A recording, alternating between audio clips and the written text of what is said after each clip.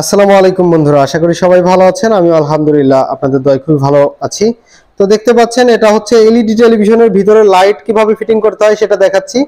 তো অনেক ভাইরা আসলে যারা সার্ভিসিং করে থাকেন দেখা যাচ্ছে পেপারের উপরেই আর কি লাগিয়ে দেওয়া থাকে। এই যে পেপারটা দেখতে পাচ্ছেন, এই পেপারের উপরেই আর কি এইরকম ভাবে লাইট ফিটিং করে থাকেন। এইরকম ভাবে লাইট ফিটিং করে দেন কাজের সুবিধার্থে, মানে যাতে অতি দ্রুত হয়ে যায়।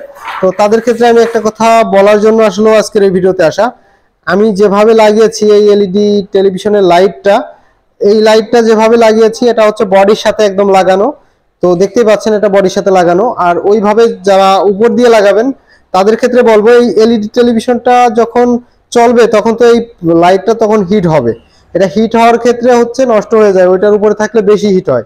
আর এটা বডির সাথে থাকলে পরে এটা হিট সহজে হয় না, কিংবা এটা আপনার অনেক দিন লং লাস্টিং দিবে। আর এই লাইটগুলো সহজে কাটবে না, আর ওইটার উপর দিলে পরে সহজেই কেটে যাবে, কিছুদিন পরেই নষ্ট হয়ে যাবে।